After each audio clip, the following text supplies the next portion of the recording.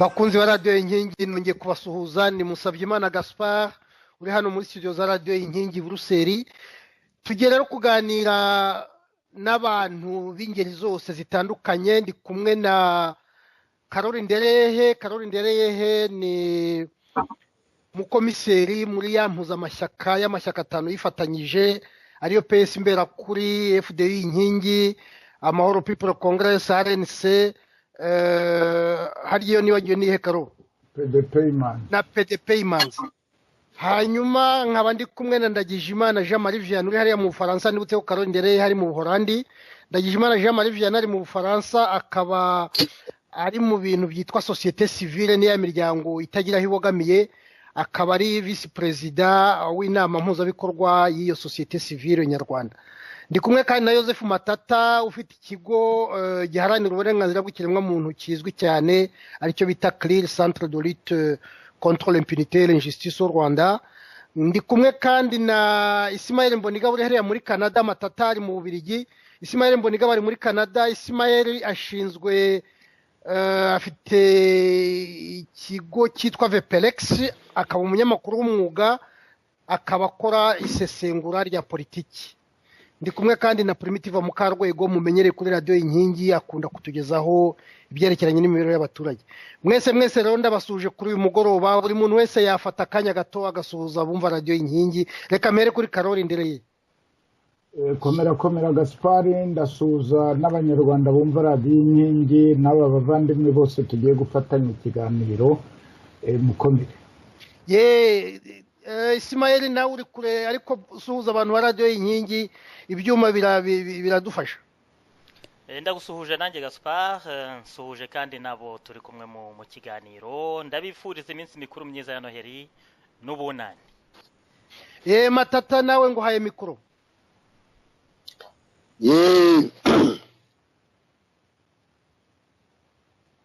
Matata no kugira no gufungura televiziyo yanjye.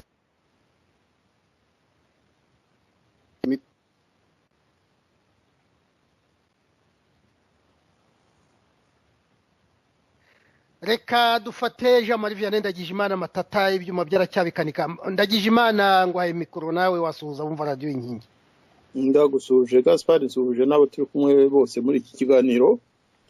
Nkaba nizeye ko ibyuma bikora neza mukaba munyumva. Nibutsa gusa ko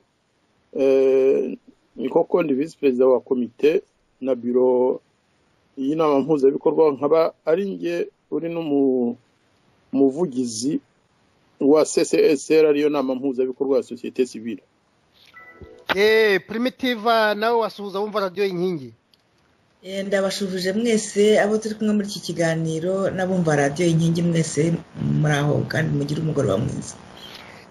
Matata rero aracyakanika ibyuma ariko naboneka nawe arabasuhuza kugira ngo rero dutangire. Nabateguriye ikiganiro cyerekeranye n'uyu mwaka w'ibihumbi 2017 turimo turangiza, turawukozaho imitwe y'intoki turangiza, tugakoza nako imitwe y'intoki ku mwaka utaha w'ibihumbi 2018. Interuro y'iki kiganiro rero ni ukuvuga tuti umwaka w'ibihumbi 2017 turimo turangiza udusigiye iki mu Rwanda rwacu rwa Gasabo. Ese umwaka w'ibihumbi 2018 uduhishiye iki? Ngira ngo uko mwese muhari muri abasesenguzi, muri nararibonye, ndagira ngo dufate iyo nteruro tuyisesengure turebe uko byagenze muri 2017 nuko bizagenda, kuko dushobora kubitekereza duhereye ku byabaye muri 2017 ko bitazaba wenda byakunze cyangwa se byarushijeho kuba byiza mu 2018. Reka wenda mpere zitukwamo nkuru. Karori ugomba kuba ari we mukuru utangira, utubwire mbese wowe ibihumbi 2017 uyu mwaka turangije, uvuze uti ndashaka kuvuga ikintu cyandashe, cyagenze neza, kitagenze neza, icyabiteye, watangira. Urakoze Gaspard kumpa ijambo. Nagira ngo ntangirire ku bintu nabonye by'imena, kuko habaye byinshi ntabwo nabivuga ngo mbirangize. Ku rwego rwa politiki nk'uko wabivuze, hari impuzamashyaka yitwa P5 irimo RNC, irimo FDI inkingi, irimo amahoro, irimo PS imberakuri, irimo na PDP imanzi. Twanonosoye umushinga werekeye ubutegetsi dushaka mu Rwanda, tugaragaza na gahunda ya politike duteganyiriza abanyarwanda dushaka no guharanira turamutse dusimbuye FPR. Aho ngaho rero navuga ko nyine hari abavuze ko batishimiye uko impuzamashyaka igenda buhoro, hari abagiye bayivamo bahitamo ubundi buryo, ariko twebwe twavuze ko dushyigiye demokarasi, ko nabo tubemereye rwose gukora ibindi, kuko iyo umuntu avuze ati ntabwo mvuga rumwe nawe, ni byiza ko wamugani yihitiramo uburyo abona bumunogeye. Ibyo ngibyo rero byaje bikurikirwa cyane cyane n'ibyabaye mu Rwanda byo guhindura itegeko nshinga rituma FPR na General Kagame yiyobora, bemeza ko bahinduye itegeko nshinga bagasa n'abimitse Perezida Kagame nk'umwami, ku buryo ndetse nubwo byatangiye kuvugwa ko yazabaho ubuziraherezo, yazaba perezida ubuziraherezo kugeza igihe azapfira. Ubwo ngubwo ibyo byihindura ry'itegeko nshinga biri mu kintu cyasize inkovu bizakomera kugira ngo zisibangane. Iryo hindura ry'itegeko nshinga rero ryaje rigaragaza cyane cyane byari bisanzwe by'uko Kagame yireba mu ndorerwamo akikanga ibyo yigeze gukora. Muzi ko iyo umuntu areba mu ndorerwamo areba ukuboko kw'iburyo akabona ukw'ibumoso k'umuntu umureba kandi ari we wireba. Nuko nguko rero Kagame agenda atekereza ko abatavuga rumwe nawe iteka bagomba gushyiraho imitwe y'iterabwoba kugira ngo bahindure ubutegetsi. Akaba ari nabyo nkeka ko aragenda asa n'aho ariho abyerekeza gusa, kuko yaba akomeye mu rwego rwo guhindura ubutegetsi banyuze kuri demokarasi. Ibindi kandi yakomeje kwireba mu ndorerwamo akibonamo, muzi ukuntu yahinze ubudehe mu bazunguzayi. Niba akeka ko ariho abantu bazaturuka hari bamurwanya, nk'uko yenda yaba yarabikoresheje, nabyo birashoboka. Ikindi, abana yibasiye gutwikira abana muri za ruhurura, abana batagira aho baba bicumikira muri za ruhurura. Ubwo nabo wabona bikanga, avuga ati wabona barimo baneka ntawamenya ibyabo. Ibyo nabyo bijyanirana no kwibasira za taxi, moto n'abandi bantu bavuga bati turarengana. Muzi rero ko hari hashize iminsi bashyizeho iriya ngingo iyo mu itegeko rihana code penal irya 461 na 463,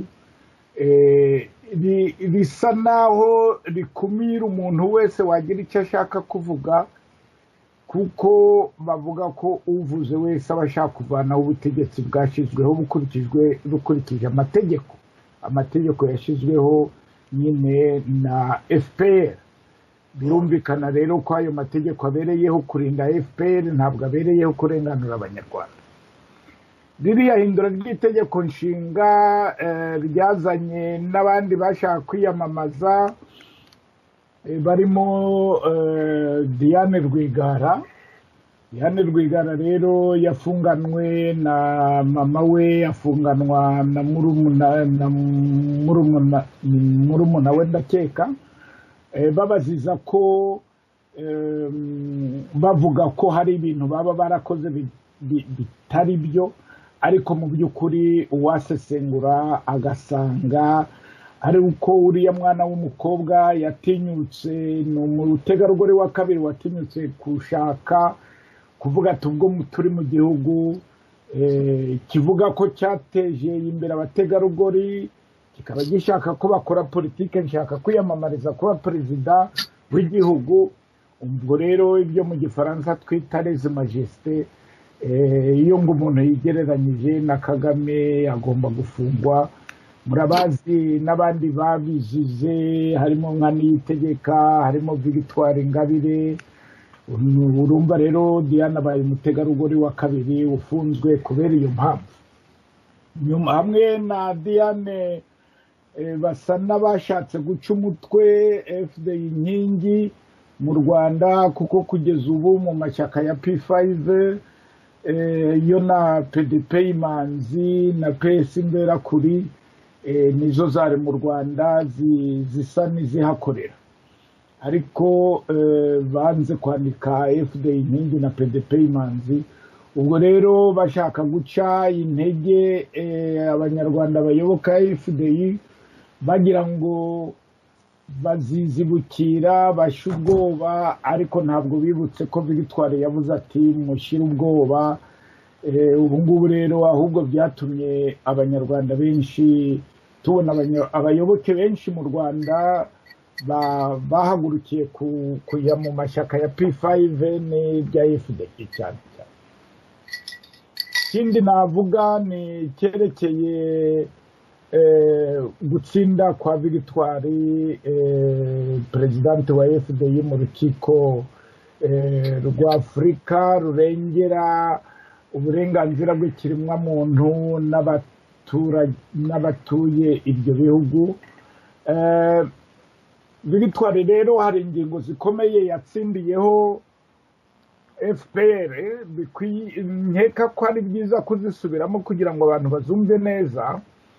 Victoire, urukiko rwa Afurika rurengera uburenganzira bw'ikiremwamuntu n'abaturage rwavuze ko atapfobeje jenoside muri disikuru yavugiye ku Gisozi, ko atanayihakanye, ko bwari n'uburenganzira bwe gutanga igitekerezo ku byo yabonye.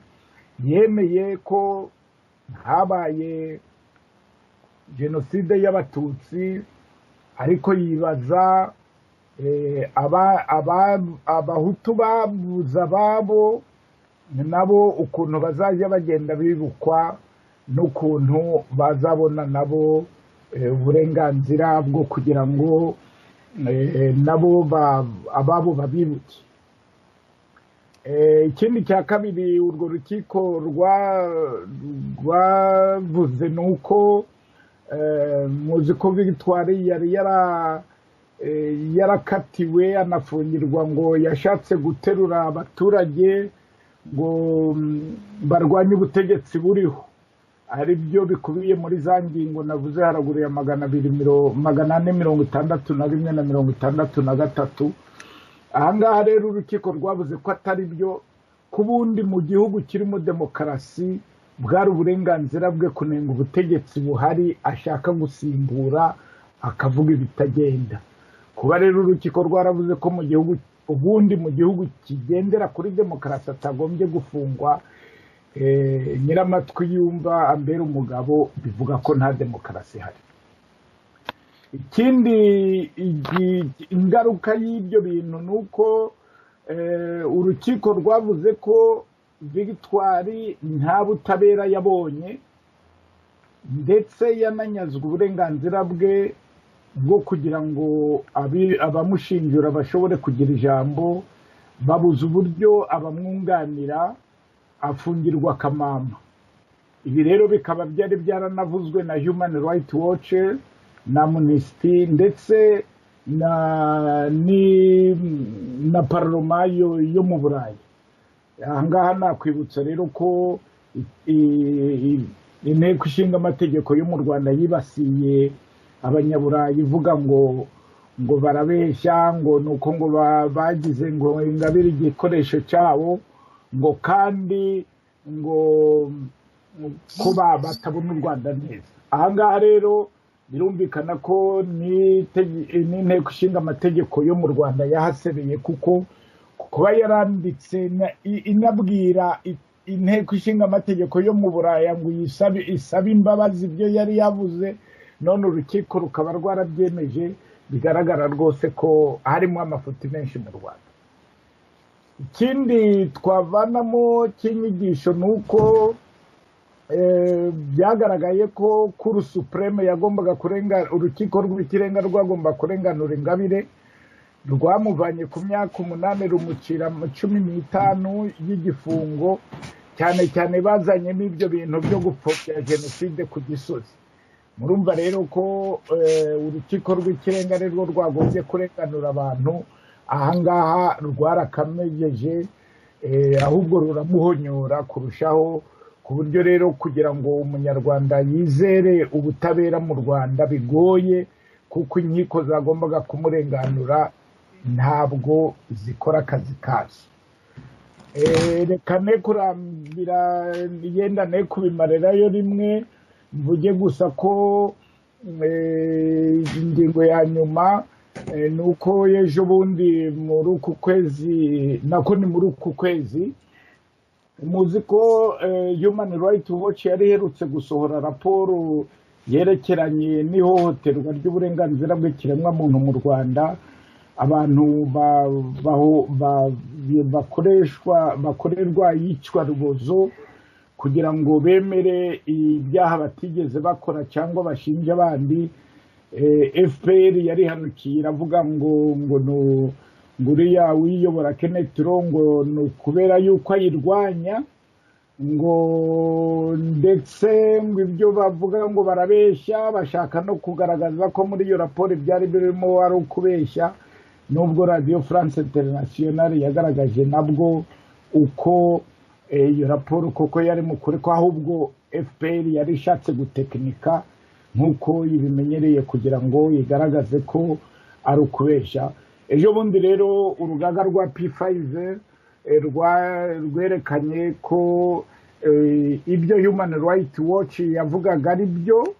Yasohoye rero raporo y'amapaje 50 agaragaza ukuntu uburenganzira bw'ikiremwamuntu buhohoterwa mu Rwanda, ivuga ndetse n'amazina n'ibintu rwose bifatika, ivuga bafungiwe ubusa, bahohotewe, abazimiye. Iyo raporo mushobora kuyisanga kuri website ya FDI inkingi iri mu Gifaransa no mu Cyongereza. Reka mbendekeye aho, ubwo yenda nagaruka ku bindi inyuma. Murakoze. Yewe urakoze Karoli, wenda mu byo wagarukaho ndavuze tuza kubaza iby'umwaka utaho uko bizagenda. Umuntu yavuga amaherezo y'urwo rubanza rwa Ingabire, ese ko yatsinze azafungurwa, ese ko yatsinze bizagenda bite? Reka nkurikizeho Ndagijimana Jean Marie Vianney, nawe mu bakambwe nawe arimo kandi n'inararibonye. Ndagijimana ngwaye mikoro. Urakoze Gaspari. Ibintu societe civile yakoze uyu mwaka ni byinshi, ariko ndabivuga mu magambo make. Nshobora kugira ibyo nibagirwa, Matata yaza kunyibutsa kuko turi hamwe. Nahera ku nshingano twari tumaze imyaka twarihaye zo kwisuganya kugira ngo dutangire kujya dukorera hamwe, kugira ngo duhuze ingufu, ibikorwa dukora bigire ingufu kuruta iyo umuntu abikoze mu ruhande rwe wenyine. Iyo ngingo twayigezeho, murabizi ko umwaka ushize urangira twashyizeho icyo twise inama mpuzabikorwa ya société civile nyarwanda. Mu Gifaransa ni cadre de concertation de la société civile rwandaise, mu magambo make ni CCSCR. Uwo muryango nako ni impuzamiryango urimo imiryango hafi 20 yasinye amasezerano twagiranye, kuko ntabwo twapfuye kubikora bisanzwe. Twateguye amasezerano turayasinyana, twemeranya ukuntu tuzajya dukorana, twemeranya ibyo tuzakora, ndetse tugabanamo n'amatsinda. Iyo amatsinda twajya duhurizaho none dukurikije ibikorwa buri muryango usanzwe ukora. Nabaha nk'urugero nk'ibyerekeye itangazamakuru, hari za organisation zikora mu itangazamakuru zitari muri politike, dukorana nazo, inkazo zishinzwe ibyerekeranye n'itangazamakuru nk'uko bisobanuye. Ariko hari andi matsinda, hari itsinda ryerekeranye no gukurikirana imibereho myiza y'Abanyarwanda n'uburenganzira bwa buri muntu. hari itsinda rishinzwe ibyerekeye ekonomi umutungo w'igihugu n'uw'abanyarwanda uko abanyarwanda babaye uko bafatwa tugakurikirana buri munsi ibibera mu gihugu cyacu kugira ngo ibibi tubyamagane n'ibyiza bibaye ngombwa tukaba twabishima kuko ntabwo tugomba guhora tugaya gusa. Hari n'andi matsinda hari itsinda rirebana n'ubucamanza n'ubutabera Matata wenda yaza kugira icyo bikomozaho kuko niwe ushinzwe guhuza amashyirahamwe akurikirana ibyo bibazo. Hakaba itsinda rireba ubwiyunge rikurikira ibibazo by'ubwiyunge hagati y'abanyarwanda. Hakaba n'andi matsinda ntakwirirwa ndondora yose. Ikindi navuga twakoze uretse guhura twe muri societe civile tugashyiraho urwo rwego nyine tuzajya duhuriramo tukaganira ku bibazo tukakora na gahunda z'ibikorwa bifatika twageraho. Twagerageje kandi navuga ko twabishoboye nubwo nta kirangira mu nama imwe twagerageje guhuza societe civile n'amashyaka ya politiki. Twakoze inama iyo nama irangiye twakoze itangazo ryo kubisobanura no kubibwira abanyarwanda. Biracyakomeza hari amashyaka atarabashije kuboneka uwo munsi ariko nta shyaka na rimwe yigeze ritubwira riti ntabwo dushatse kuza. Atarabonetse nuko yari afite inama kuri uwo munsi cyangwa se bakabura nk'umuntu wohereza kubera ko bari mu yindi mirimo. Uwo mushinga nawo urakomeje kuko twe dusanga gufatanya no gushyira hamwe nibyo biturinda umwiryane hagati yacu noneho ahubwo bikatwongerera ingufu zituma tuvugira rubanda dushyize hamwe n'abanyarwanda bari mu gihugu bikarushaho ko batugirira icyizere kuko bavuga bati bahora babitwandikira cyangwa babivuga ku maradiyo hirya no hino bati ubundi kuki mugomba kuba amashyaka 100 ayo mashyaka agomba kubaho ntawavuga ngo amashyaka azavaho ariko se bati mwarebe ukuntu mwumvikana ku bikorwa ibi n'ibi byo kubahoza igihugu cyacu kugira ngo tuve mu bucakara turimo. Ibyo rero twemeje ko tuzakomeza kubikorana n'amashyaka ya politika ashaka demokarasi mu gihugu cyacu ari mu mahanga akorera mu buhungiro cyangwa ari mu gihugu yemera ko mu Rwanda nta espace politique ihari. Ikindi gikorwa dukurikiranira hafi ni ikibazo kirebana impunzi z'abanyarwanda mu mahanga. Muzi ko hari komite yashyizweho imaze imyaka yitwa CCSPR ni ukuvuga komite de suivi y'ikibazo cy'impunzi iyoborwa n'umuvandimwe wacu Karingani uri muri Etats-Unis. Twe muri societe civile dufite abantu batari bake bakurikirana amanama y'iyo komite de suivi. Nibutse kandi ko uyu mwaka twakoze inama mpuzamahanga yabereye Geneve nabwo societe civile yari hari ariko kandi hari n'abantu baturutse mu mashyaka hirya no hino n'abanyarwanda basanzwe bari baje gukurikirana icyo kiganiro kandi ibyo twagezeho byari bishimishije kuko abatuvugiraga babashije kubigeza kuri HCR ya muryango ushinzwe impunzi bandikiye amabarwa ibihugu byose birimo impunzi z'abanyarwanda babasaba ko uyu mwaka nk'uko leta y'u Rwanda yagerageje kubyumvikanisha muri HCR ngo abanyarwanda bacyurwa ku ngufu. Twabashije ababishinzwe bari muri komite nyine ya suivi babashije kumvisha ibihugu byinshi ko abanyarwanda niba badashaka gutaha nuko mu gihugu hari ibibazo bikomeye.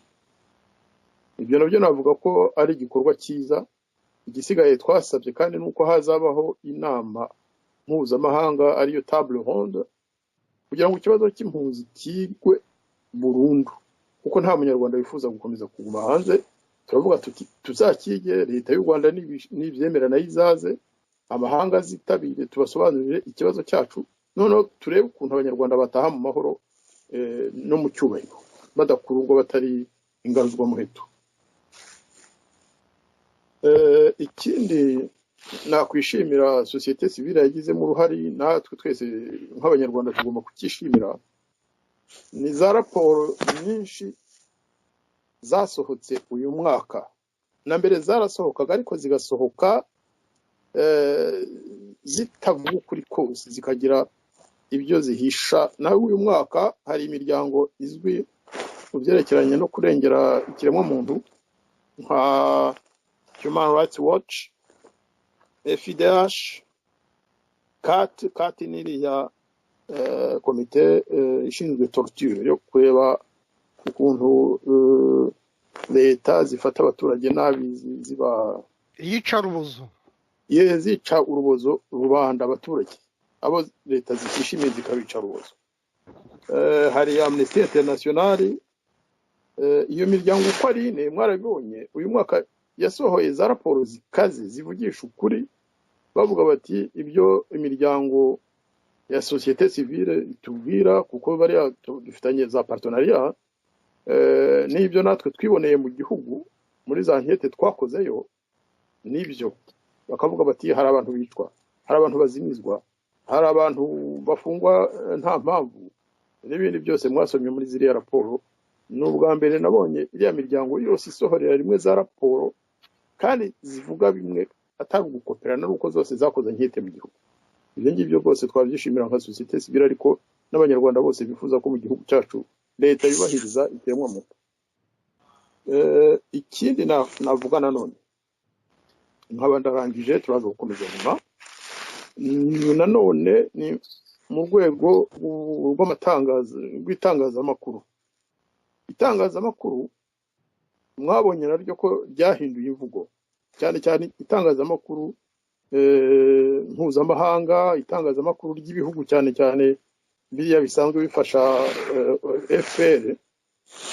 Ubwo nashaka kuvuga Etats-Unis z'Amerika, Ubwongereza, Australia, Ububiligi n'ahandi. Cyane cyane muri Amerika no mu Bwongereza, biriya binyamakuru bikomeye cyane za New York Times, za Washington Post, za mu Bwongereza Herald n'ahandi hose, n'ubwa mbere mbonye bandika za articles zivugisha ukuri kubera mu Rwanda, kandi ntibigire icyo bihisha, bakavuga ati twabihagarariyeho, twakoze za nkete, abantu baricwa. Navuga ko ifungwa rya Diane Rwigara ryabaye nk'imbarutso nziza kugira ngo ibibera mu gihugu bisanzwe bififikwa bigaragare. Ibyo nabyo umuntu yabyishimira. Nanone ababazwa nuko umuntu afungwa ngo nukubera ibitekerezo byese we wambere, ariko hari n'abandi ba Victoire Karori yabavuze. Ariko iriya fungwa ry'uriya mwana wacu byatumye bisanzwe mu gihugu bigaragara neza. Ndabandikiye aho, ibindi turaza kugenda tubigarukaho, dushobora kuza kujyaho impaka cyangwa tukuzuzanya. Murakoze. Urakoze Jean Marie. Ubwo wenda muri 2018 ku gika cya kabiri uri butubwire niba ubona ibyo binyamakuru ko bihindura imvugo, niba bizatuma haba impinduka mu 2018. Reka ngere kuri Matata. Washoboye gukanika ibyo muratwumva? Joseph Matata, ntabwo mwumva Matata. Primitive uri harinye, watubwira nawe icyo wabonye muri uyu mwaka wa 2017 cyane cyane mu mero y'abaturage, ndetse n'icyaba cyarakurashe kugira ngo twumve ni mu 2018 niba hazaba impinduka muri ibyo bintu byerekeye imero y'abaturage. Murakoze. Icyo navuga twagarutseho kenshi cyane mu bijyanye n'amakuru n'ibijyanye n'imibereho y'abaturage, havuzwe ibintu byinshi, ariko ikintu gikunze kugaruka cyane ni ikibazo cy'uburezi. Ku burezi tukaba tuzi yuko iyo usanze ibirebye mu binyamakuru bisohoka mu Rwanda usanga uburezi nta reme bufite. Ikindi cyakunze kuvuga cyane muri uyu mwaka mu bijyanye n'uburezi ni ifungwa rya za kaminuza, kandi zari zarahawe uburenganzira bwo gufungura abanyeshuri bazijyamo bariga, bamwe bakamaramo imyaka 2, imyaka 3, bamwe bari hafi no kurangiza, noneho izo kaminuza zirafungwa. Ibyo bibazo rero byateye navuga umuhangayiko ku rubyiruko cyane cyane, kuko abenshi baravugaga bati twatanze amafaranga turiga tuzi ko tuzarangiza, none amashuri barayafunze, nta mibereho tubona iri imbere, nta ubuzima bwacu busa nk'ubucitsemo kabiri. Abandi bakavuga bati kuki ziriya kaminuza bari barazemereye bakemera ko zifungura noneho zageze hagati bakazifunga ni ukubera iki? icyo nabonye urubyiruko rwinshi ruvuga ni uko rubona yuko leta mbese iriho isa nk'iyibagirwa cyangwa ikirengagiza ibibazo by'uburezi, kubera yuko nko kuri kiriya kibazo cyo gufunga za kaminuza hari abo bijeje yuko ngo bashobora kuzababonera andi mashuri yo kuzigamo, ariko kugeza ubu ngubu nta binyamakuru biragaragaza yuko abo banyeshuri babonye igisubizo cy'ikibazo bari barabajije, kuko bashatse no kukibaza mu nteko ishinga amategeko kugira ngo barebe uko babaha igisubizo, kubona batangiye ntibarangize. Bikaba ari ibintu rero ari ibica intege cyane cyane urubyiruko rwo mu Rwanda.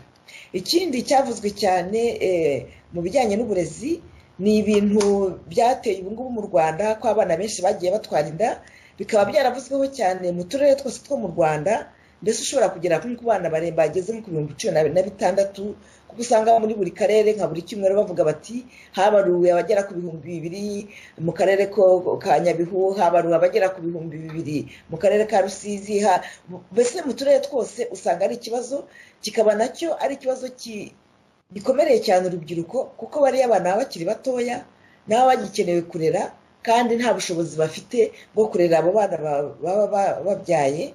Ikindi kibazo kibangamira cyane cyane bariya bana ni uko akenshi bahishira abantu babateye izo nda, kubera ko abenshi bari abantu b'abakire, abantu bakomeye, kuko ubundi bagombye kubitangariza ubucamanza noneho bagakurikiranwa cyangwa bakarera abo bana b'ababyeyi ntibabarekere abo bana b'abakobwa bonyine. Ikaba ari ikibazo nacyo gica intege urubyiruko, mbese gituma buriya ireme ry'uburezi naryo rirushaho kudindira.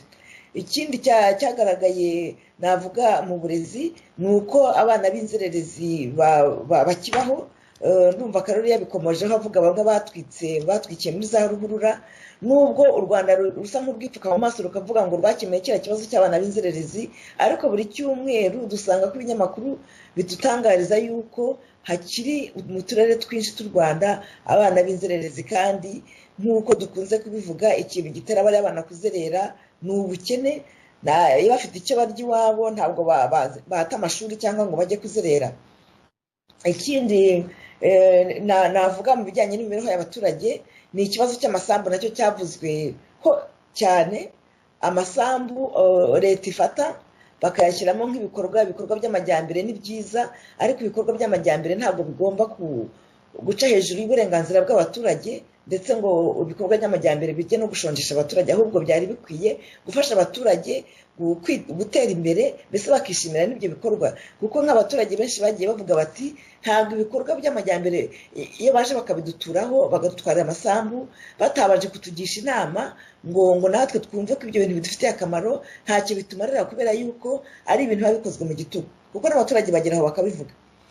Akaba ari ikibazo nacyo gikunze kugaruka, yuko batwara amasambu y'abaturage ntibabahe ingurane zijyanye n'ayo masambu, cyangwa ntibagire n'icyo babaha na busa, bakabihurira bakababwira ngo aya masambu ni aya leta. Nabyo bikaba ari ibintu bibangamiye cyane cyane abaturage nk'uko nari maze kubivuga. Ikindi cyavuzwe muri uyu mwaka gikunze kugaragara mu binyamakuru bisohoka mu Rwanda ni abantu bakora ntibahembwe. Ibyo ni ibintu bigaragara mu turere twinshi, mu turere twose two mu Rwanda, ko hari abantu kandi n'abantu bakorera leta, cyane cyane bariya abantu bakora mu bintu bariya baha akazi kugira ngo babahe imfashanyo. Abandi ni abakora nk'akazi k'isuku cyangwa bakora utundi tuntu twinshi bagakora ntibahembwe, cyangwa abakorera ba rwiyemezamirimo, bamara kurangiza ibyo bakoze ba rwiyemezamirimo bakigendera ntibazamenye amaherezo yabo. Nabyo bakaba ari ibintu muri byinshi bituma abaturage barushaho gukena, kuko iyo babyutse bajya gukora kariya kazi nta kindi kintu bashobora kwikorera. Noneho ubwo kwezi kugashira barafashe umwenda, cyangwa avuga ati ngewe ntegereje kuzahembwa, nzajye gukora iki ngiki, nzajye kwishyura amashuri y'umwana, cyangwa se nzajye kwishyura na mituweli, ya mafaranga akabura. Noneho wa muturage akarushaho gukena, kubera ko nta nubwo aba yagiye guhinga mu murima wawe ngo abone icyo kurya. Ikaba rero ari uburyo iyo urebye usanga hari leta isa nk'ibikora ku bushake kugira ngo irusheho gukenesha abaturage. Ikindi kuri iki kibazo ndumva hari abagerageje kwigaragambya bo mu karere ka Nyagatare, ibinyamakuru bigeze kubigarukaho cyane ariko ntacyo byatanze kuko baravugaga bati twarakoze tumaze amezi angahe tudahembwa natwe tugeze ahangaha kuri aka karere tuzahava ari uko baduhembye yaba ibyo bariya bakoze mu Nyagatare n'abandi bose babikoraga wenda hari leta yakwikubita gake cyangwa ikabona kuko kwiri gukora ibintu bitajyanye n'uburenganzira bw'ikiremwamuntu kandi butubahiriza navuga amategeko y'umukozi kuko iyo umukozi yagiye gukora agomba guhembwa. Ikindi navuga mu bijyanye n'imibereho y'abaturage ni ikibazo cya mituweli kimaze kumara imyaka nk'itatu kivugwa kubera yuko abaturage badafite ubushobozi bwo kwishyura iyo mituweli none ubu ngubu basigaye ngo bajya no kubakubita bakohereza ba bantu bitwa badaso bakajya gukubita abantu batatanze mituweli mukaba rero mwumva ukuntu abaturage bagowe mbese ubu baba ari abakene babuze amafaranga yo kwishyura mituweli nubwo babazi ko bafitiye akamaro ariko noneho aho kugira ngo leta yumve ikibazo cyabo bakajya kubakubita. Ikindi cyavuzwe cyane cyane ni ikibazo cy'ingendo Perezida Kagame akunze kujyamo kuko hari abanyamakuru benshi bakunze kubyibazaho bakavuga bati kuki abona amafaranga yo kujya mu ngendo kandi hari ibintu byinshi bikenewe mu baturage hari ibintu byinshi byakunze gukorwa bakavuga ngo nta mafaranga aba ahari ariko perezida yashaka kugenda buri cyumweru akaba yagiye hariya akabona amafaranga yo gukoresha izo ngendo. Ibyo navuga rero byinshi mu biro y'abaturage ni byinshi cyane ariko iby'ingenzi navuga bikunze kugaruka bitagenda neza ni ibyo ngibyo mvuze mu magambo make ubwo turaza gukomeza mu gice cya kabiri. Urakoze Primitive. Matata sinzi niba yatwumvise. Matata uratwumva?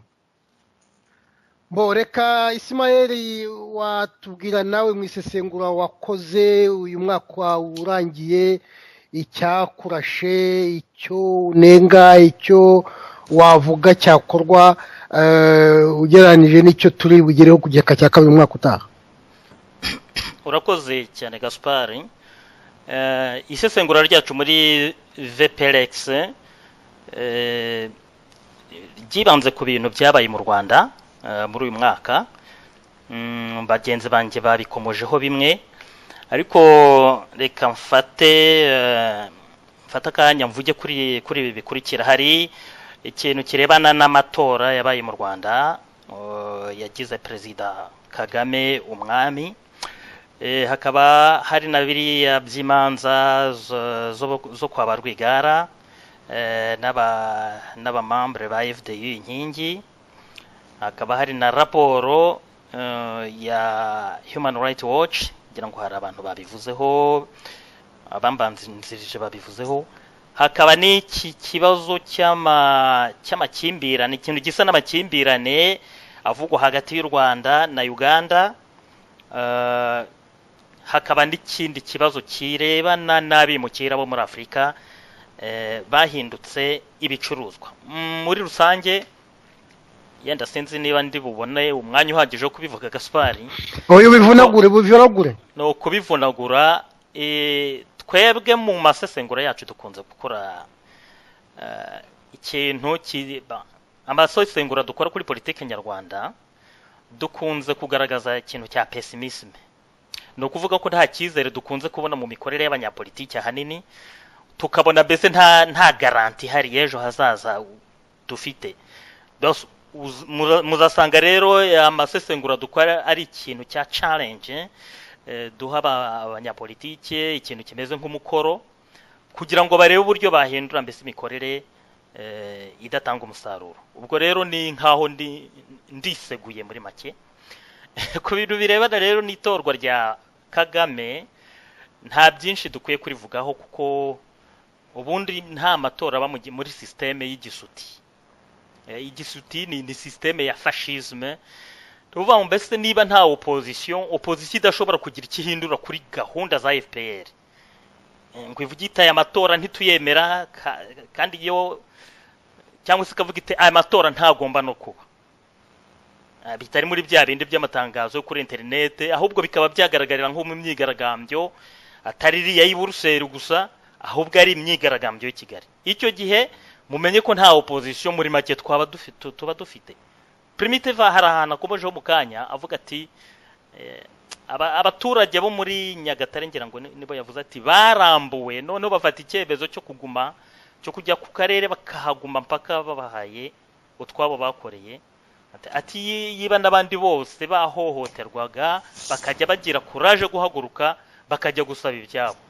Urumva yuko mbese nibura habaye iyo forme mu mitwe y'abantu bakavuga bati ibi bintu ntitubyemeye, bagahaguruka bigakorerwa mu gihugu.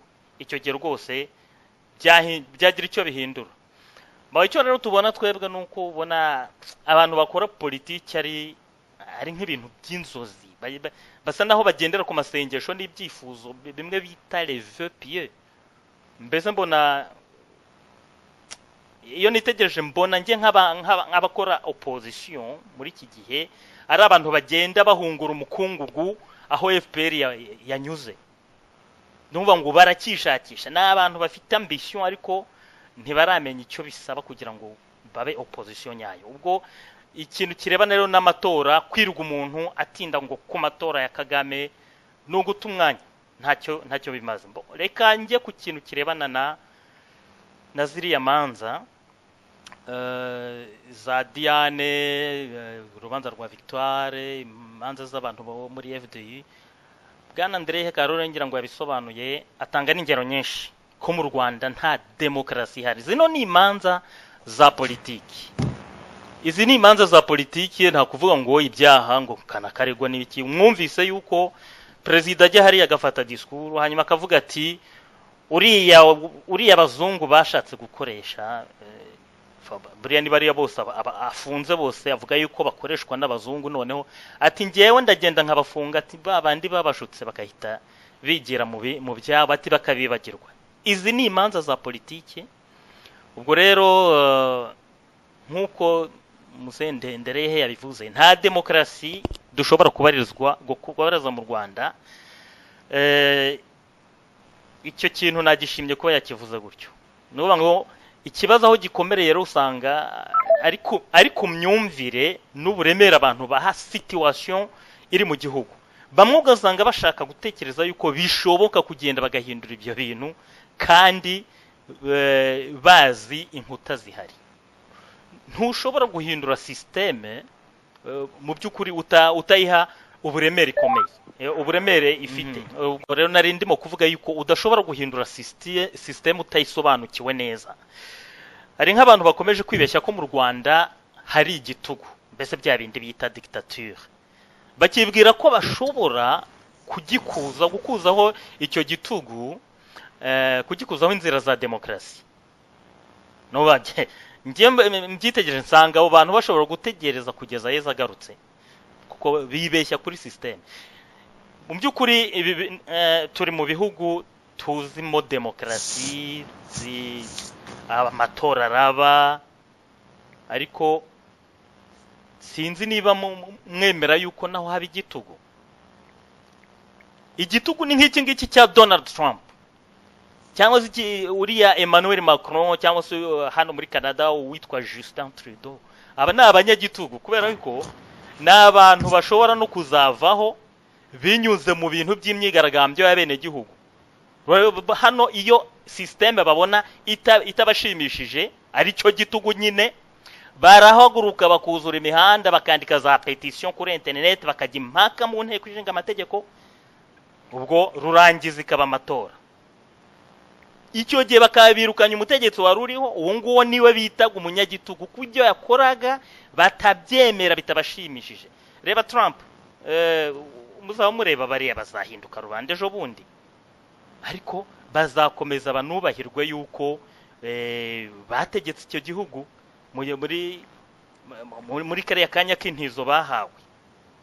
Nuba ngo rero mu Rwanda abantu ntitugatekereze yuko Kagame ari umunyagitugu.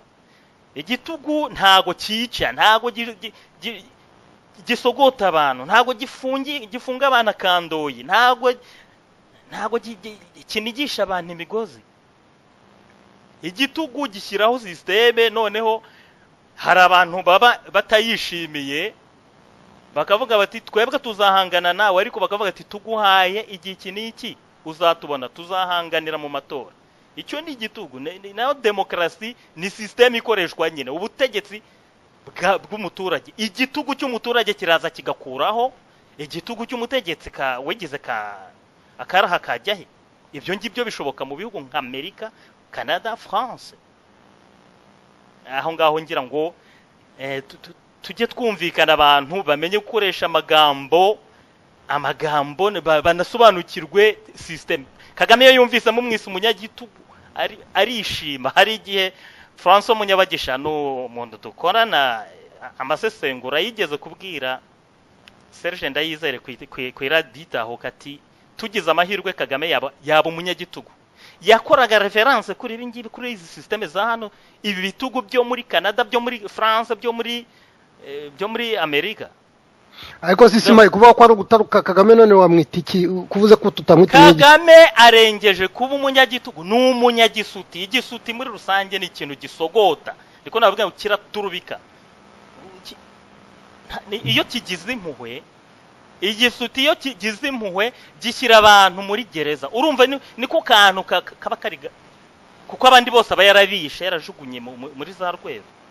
Igisuti rero ntabwo kigomba gukurwaho na bwa buryo tuvuga bukoresha ingufu z'abaturage za rubanda, ari byo bita demokrasi. Igisuti hari abandi bumva yuko gishobora gukurwaho n'ikindi gisuti. Ni ukuvuga ngo bikaza umunyagitugu, uwo munyagisuti ategereje ko hari undi muntu uza kumutsinsura akavanaho. Ibyo birashoboka, ariko ntabwo biba bikemuye ikibazo. Ibyo yenda turi bubivuge muri za perspective zo mu myaka itaha nituza kugera kuri iyo chapitre. Icya gatatu yenda negera ngo mvuge twasesenguye ni ibingibi byo by'amakimbirane avugwa hagati y'u Rwanda na Uganda. Au risque de décevoir nombreux, icyo nababwira nuko abatavuga rumwe na Kigali usanga bavuga ngo byacitse, reka nta byacitse iri hagati y'u Rwanda na Uganda. Nje mu minsi ishize navuganye n'umuntu uri mu gihugu cya Uganda, uri no mu nzego z'ubutegetsi mu Uganda. Arambwira ati ntacyo Kagame yatwara Museveni, na Museveni ntacyo yatwara Kagame. No kuvuga ngo izi impagarara barimo kuvuga ngo ziri hagati ya Kagame na Museveni ni impagarara zishingiye ubundi ku rwikekwe. Ibyo ngibyo birasanzwe mu butegetsi. Impagarara zishingiye ku rwikekwe no gushaka kumenya uko mugenzi we yaraye. Burya Kagame na Museveni buri wese ashaka kumenya impumeko ya mugenzi we. Donc c'est très anodin. Nta ufite ububasha bwo kwica undi nka kuriya yenda twavuga ko Kagame acirwa inkuru nziza ya muri tura. Museveni na Kagame ni indyarye ebyiri ziziranye ku mukino. Baranekana, byo ngibyo birazwi, ariko bagamije kurambana ku butegetsi. Ndetse rimwe na rimwe hari igihe umwe yiba amafishiye y'ubuzima bw'undi. Ngira ngo hande hari igihe yenda umwe asanze undi arwaye, hari igihe yakwihutira kumujyana kwa muganga hari, kuko n'abantu bashaka guprotejanya. Urugero muribuka kuba mwibuka ikintu kigeze kuba umudokiteri witwa Emmanuel Gasagure, niwe wari umuganga wa Kagame. Uyu mudogiteri yishwe muri Gashyantare 2015, muri 2015 yicirwa kuri brigade ya Remera. Icyo gihe akaba yarahafungiwe azira mudasobwa ye, computer ye yibwe, ikaba yari ibitse amabanga y'ubuzima bwa Perezida Kagame. Iyo computer rero yibwe n'inzego z'ubutasi za Museveni. Icyo gihe Perezida Kagame n'umuryango we bakaba bari mu biruhuko bya Noheli ahantu bita Mweya Safari Lodge, ni mu mwaka wa 2014. None ubwo basubiye mu Rwanda, Dr. Rahita afungwa. Itekinika rya polisi ryo rivuga yuko Dr. Gasakure yaba yarafunzwe akurikiranweho ubwambuzi n'urugomo. Ubwo noneho ngo akaba yararashwe agerageza kwambura umupolisi imbunda donc ngo agira ngo atoroke cyangwa se simbizi ko barabitekinitse. Izi mpagarara rero zivugwa muri iki gihe, aho intasi z'u Rwanda zijagata muri Uganda, ibyo ntabwo aragashye. No muri kasho z'u Rwanda huzuyemo abagande. hari n'abicirwamo nyine bikaba birarangiye. Nta mpungenge rero abantu ziri hagati y'u Rwanda mu mubano w'u Rwanda na Uganda. Ikintu gihari n'ibintu byo bijijisha abantu nyine. Museveni akikomereza ubuzima bwe. Ejo muzaba mwumva bahuriye kuri Muhazi barimo baragiye inka zabo. Bon, ikindi twarebye mu mahugurwa yacu, twavuze abanyafurika, izi mpunzi abimukira b'abanyafurika bafungiye mu gihugu cya Israel, hakaba n'abagizwe abacakara muri Libya. Muzi yuko Kagame ni umuntu w'umuhanga mu cyo bita hypocrisie, ni inshakura cyane. We yagiye muri Israel, bumvikana yuko agomba kuzana izo mpunzi n'aba Eritrean nabo muri Sudan abenshi n'abake bo muri Ethiopia. Avuga ati aba bantu ntidushaka kubatuza hano, ese ushobora kubafata? Kagame rero we ibyo ngibyo nta kintu bimubwiye. Nubwo u Rwanda rufite ubutaka butoya bwo gutuzaho abaturage babwo, rukaba rutera ibiryo bihagije byo gutunga abaturage barwo, ariko yaravuze ati mpereza abo bantu n'ibihumbi 40 by'abimurikira bafungiye muri Israel. Kagame arabakiriye, ahita agirana amasezerano na Premier Ministre Benjamin Netanyahu. Abo bantu bakaba bazajya buri wese u Rwanda ruzajya rufata ibihumbi 5 kuri buri muntu wese winjijwe mu Rwanda, n'ayandi ibihumbi 3,500 ngo buri wese azajya ahabwa muri izo mpunzi, buri wese azajya ahabwa nta argent de poche yo kujya guheraho ubuzima mu Rwanda. Ese yo bazayabaha mu by'ukuri? Ibyo simbizi. Kagame rero ni inshakura, ibye azi gucungaho inyungu ze ziri. Uhereye kuri genocide yabaye mu Rwanda, mwabonye ko yayikoze mu bucuruzi. Ubu ni umukungu wo mu rwego rwo hejuru, nyamara usanga ari abantu bakeya bazi uruhare yayigizemo. Izi ngorwa rero z'impunzi nazagiye kuzinjirizaho miliyoni zisanga bagada 2. Ahasigaye azazohereza aho ashaka zijye kwirwanaho. Izizarukuka nizo zizabwira zene wabo, kuko Singapore y'Afrika nta mikino ibamo. Ibyo ni muri bike rero twafashe umwanya wo gusesengura. Gaspard, ubwo ndi bugaruke mu kanya. Urakoze Ismail Matata, twamubonye nawe Matata. Twagushatse ntiwaboneka, ariko mu burenganzira bw'ikiremwa muntu nawe watubwira ibyakurashe muri uyu mwaka, ndetse uko utekereza n'uko u Rwanda ruzaba rumeze umwaka utaha mu burenganzira bw'ikiremwa muntu. Urakoze Gaspard, mboneye umwanya wo gusuhuza abarimo kumva radio nk'iyi. Nagira ngo mbamenyeshe yuko u Rwanda ubu navuga bajya bavuga ngo u Rwanda ngo ni igihugu cy'imisozi igihumbi. Nishobora kuvuga nkabihamya nkabisubiramo ntategwa ko ari u Rwanda rw'ibyaha, rw'ubugome, rw'ubugizi bwa nabi. Ibyo mbese nakubira mu magambo y'Igifaransa yitwa crime contre l'humanité, ni ibyaha byibasiye yo ku muntu. Ko twavuga ko u Rwanda ari igihugu cy'ibyaha byibasiye yo ku muntu birenga 1000, nk'uko igihugu kivuga ko ari milikorine, donc ari igihugu cy'imisozi. Ikibazo cya mbere gikomeye ni uko mu Rwanda uburenganzira ku buzima bwavuyeho.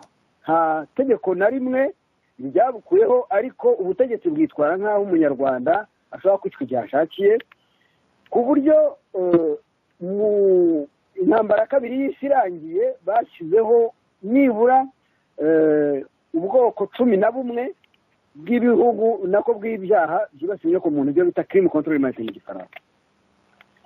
Mbishyize ku murongo, kwambura umuntu ubuzima bwe nicyo cya mbere. Mu Rwanda birakorwa, wabonye amaraporo yose ya Human Rights ko bigarukaho, ya Federation Internationale des Droits de l'Homme, ya Amnesty International, bose bagiye bagaruka ko mu Rwanda bica umuntu uko bashaka. Icya kabiri ni extermination, ni ugutsemba nyirizina ukamara abantu gahoro gahoro, cyangwa se ukabamara ubiciye icyarimwe. Ibyo navyo biracyakomeje gukorwa ukurikije umubare w'abantu bapfa. haba muri gereza haba abanyerezwa imiryango imwe igaceceka indi ikavuga, ariko muri rusange itsembabwoko bisa nk'irikomeje mu mayeri, kuko ababurirwa irengero ntawe ubabarura kuko birabujijwe kuvuga muri kiriya gihugu. Mwarabibonye ko abantu bose bagerageje kuvuga bakomeje gupfuka ku munwa, bakafatwa bagafungwa cyangwa nabo bakongera bakangerezwa. Icya gatatu ni ugufata abantu ukabagira abacakara. Urebye uko abanyarwanda bameze, cyane cyane abakatiwe n'inkiko gacaca kujya gukora imirimo n'abanyuru bakodeshwa muri za gereza, kandi bagakodeshwa batanariye ibihagije, badafite intungamubiri, abenshi indwara zituruka ku mirire mibi. Icyo kintu cyo gufata abanyarwanda bafunze, haba ari abazize gacaca cyangwa bari mu gereza zisanzwe, abo bose bafashwe nabi kugeza uyu munsi, ku buryo bavuga ko bahindutse abacakara kugira ngo babe abanyururu. Ariko n'abo hanze, cyane cyane abangaba bakora ntibahembwe, nk'uko Primitive babiragamo mu kanya avuga ati abarwiyemezamirimo bakoresha abantu ntibabahembe, leta ikimura abantu aho babariye ngo ibikorwa remezo ntibabishyure, abantu bagahera mu gihirahiro. Icyo kintu gisa n'uko abanyarwanda babaye abacakara. Ni ukuvuga ko nta munyarwanda ugifite uburenganzira ku buzima bwe, nta n'umunyarwanda ugifite uburenganzira ku mutungo we, kuko bamwambura igihe bashakiye. Ubwo rero abanyarwanda bahindutse abacakara, mu gifaransa navuga les esclaves iwabo, ko umucakara niwe utagira droit, niwe utagira itegeko rimurengera, niwe mbese utagira ikintu na kinzu kimuramira iyo yagize ingorane. Icya kane, hari ibyo gufata abantu ukabakuraho bari bari ukabajyana aho ushaka. Uretse za extradition Kagame arimo guharara, urabona ba Munyakazi Leopold ukuntu bakuwe hanze, ba Mugimba Jean Baptiste, ba Jean Claude Yamuremye bari abavuye mu Buholandi. Simvuze yuko no mu gihugu imbere ubwabo abanyuru babajyana iyo bashatse. Nk'ubu igihe gereza ya Ntuza ya Kimironko bavuga ngo yajemo inkongi y'umuriro, abo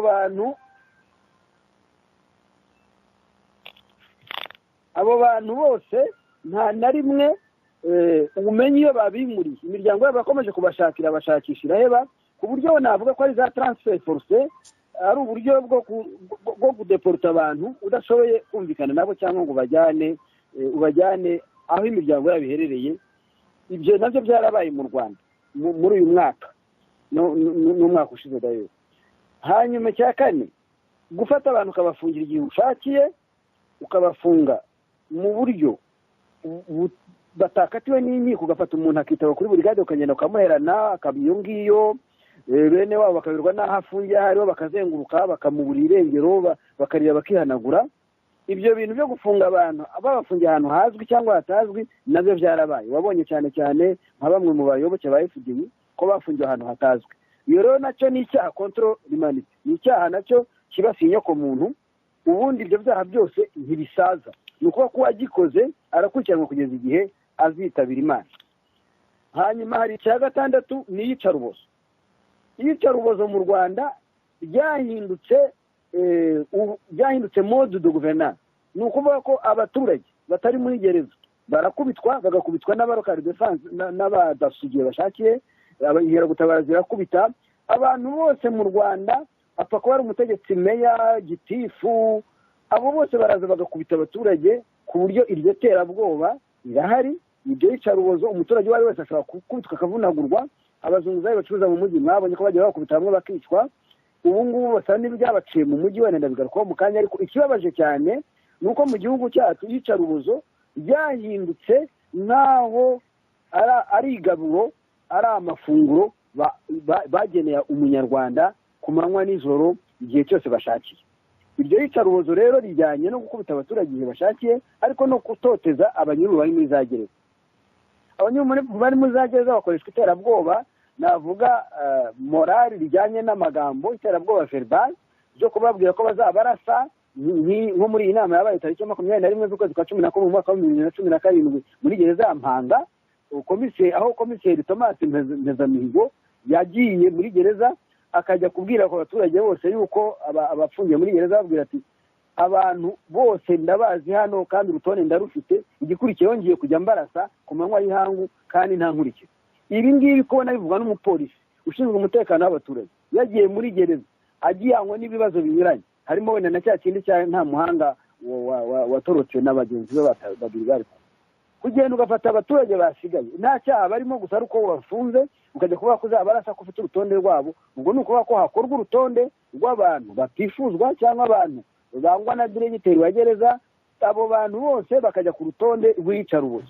Ubwo byatumye tariki ya 26 z'ukwezi kwa 11 mu mwaka wa 2017 abantu bamwe baje gutwarwa bakurwa muri gereza bajyanwa ahantu hatazwi kuri iyo tariki ya 26 z'ukwa 11. Amazina yabo ndayafite hano wenda yajyaho. Ikibabaje gusa nuko mu Rwanda waba umunyururu waba umuturage wo hanze iyicarubozo rikugeraho igihe bashakiye, nta kirengera, nta kubaza, nta nkurikizi, nguko uko bimeze muri icyo gihugu. Icyaha rero kindi cya 7 nacyo kibasiye inyoko muntu ni viol, ni ukurya abantu ivandu, kubakorera ibyamfurambi cyangwa se kubasambanya ku ngufu. Mwumvise uturere tw'u Rwanda twose akenshi bavuga abana batoya bakiri bato batewe amada.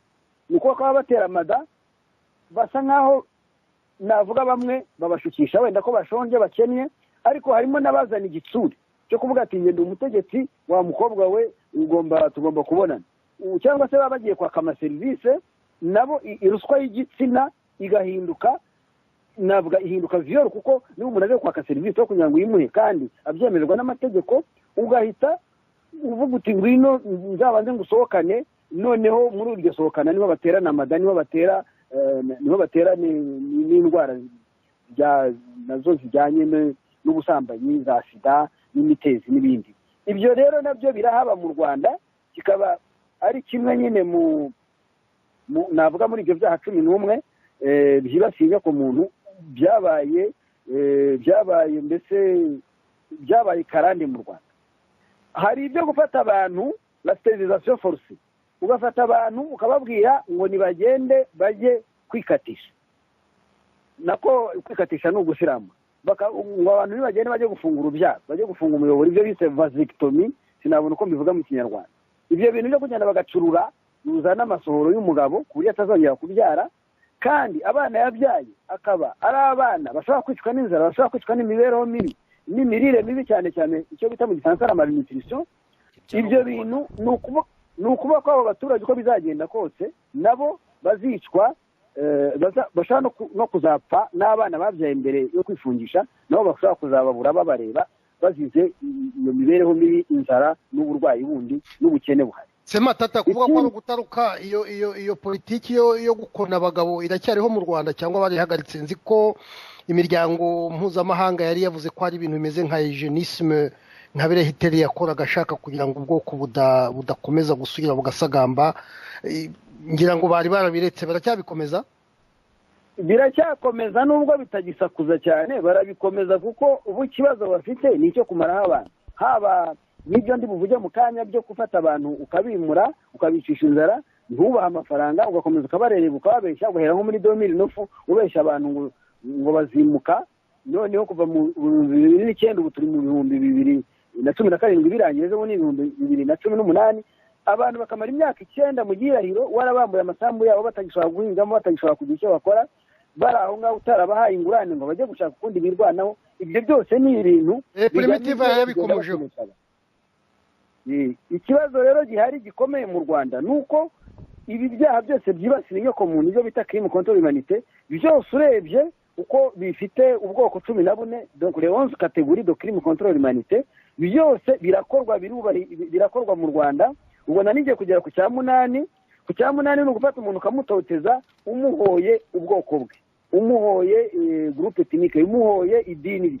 Mwumvise ukuntu batoteza Kiliziya Gatolika ngo yakoze genocide, hambere bari bareze Musenyeri Archevêque wa Kigali Mihinyurwa Tadeyo bamurega ngo yaraje ngo asenya Kiliziya Gatolika, ngo yaraje asenya Kiliziya Gakondo. Ubwo ni uburyo bwo kwikoma idini rya Kiliziya Gatolika rijyanye nyine no gupersecute umuntu, umuhora ukwemera kwe, umuhora ubwoko bwe, cyangwa umuhora icyo yaba ari cyo. Hari gahunda ya Ndi Umunyarwanda yaje yibasira abanyarwanda muri rusange. Iyo gahunda nayo nubwo batakivuga cyane, ariko ku mirenge barabikora, abagitifu barakomeza bakavuza induru ngo abantu ngo ntabwo bayiza gahunda ya Ndi Umunyarwanda, ngo ntibirega ibyaha ntibagira gute.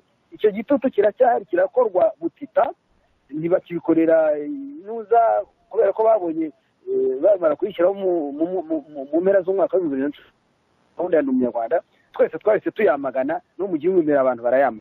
Ubwo rero nabyo biracyakorwa, ibyo byose bijyanye n'ibyo bita persécution de tout groupe ou de toute collectivité identifiable pour des motifs d'ordre politique, racial, national, ethnique, culturel, religieux ou sexiste.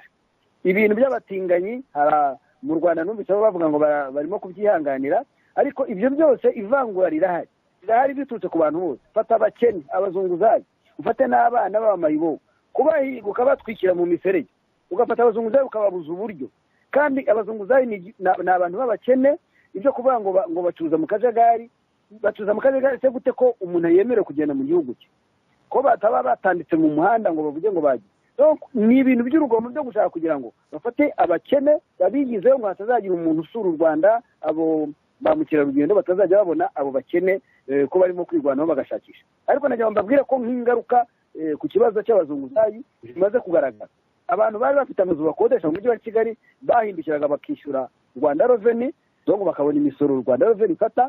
Ibyo ndabivugira yuko bamwe muri bo bashoboye kutwandikira, batubwiye ko nk'umuntu wari ufite nk'imiryango 7-8 asiye wenda asigaranye nk'itatu irimo abazunguza, irimo n'akabapangayi. Abo bapangayi nabo bakaba barisika kuba mu gihe gito nabo bazaba bavuye mu mujyi bahuma. Ikindi nacyo kirimo kigaragaza yuko navuga ekonomi, ibijyanye n'ubukungu mu mujyi wa Kigali, ni ya mabisi Kagame yashyizeho amaze kwirukana amatagisi asanzwe mu Rwanda. Ibyo nabyo ni uburenganzira bwo gucuruza mu gihugu cyawe, nabwo bwabaye nk'ubuhonyorwa kugira ngo babone uko bashyira amasosiyete yabo y'amabisi yenda kumera mbese nka sosiyete nk'amabisi y'inanga. Ayo mabisi ubu afite ikibazo cy'abantu bagendamo ku manywa uretse mu gitondo na nimugoroba. Nubwo ayo mabisi mu gitondo na nimugoroba bakereza abakozi kubera ko ari make, kandi bagashaka kuhaguruka yuzuye, cyangwa se ahubwo ugasanga abantu barategereje babuze imodoka aribo bategereje kurara, mu gihe birukanye andi matagisi yavuye mu mujyi bakajya kuyashyira hafi mu nkengero z'umujyi, za Runda, za Kabuga, aho hose. Ikijyanye rero na icyaha cya 8 kinakomeye kurusha ibindi ni disparition force.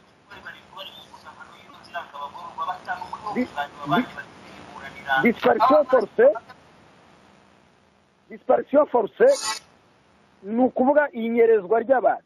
Inyerezwa ry'abantu rimaze gutera inkeke muri kiriya gihugu. Mwabonye ko nta muntu ritageraho. Inyerezwa ry'abantu ni icyaha gikomeye cyane, kuko gituma umuryango, ba nyir'umuryango bahangayika, bakababara, bakibaza, bakayoberwa abantu babo bagiye. Noneho icyo gihe ari uwabuze uburenganzira bwo bwagiye, ariko n'umuryango nta mahoro ushaka kugira igihe cyose batarabona umurambo, bataramenya amakuru y'uwo muntu wanyerejwe. Ibyo bintu bya disparition force mu Rwanda birahari, bireze, nk'uko ba Kagame babikoraga i Bugande. Iyo ndwara bayizanye mu Rwanda barayikomeza.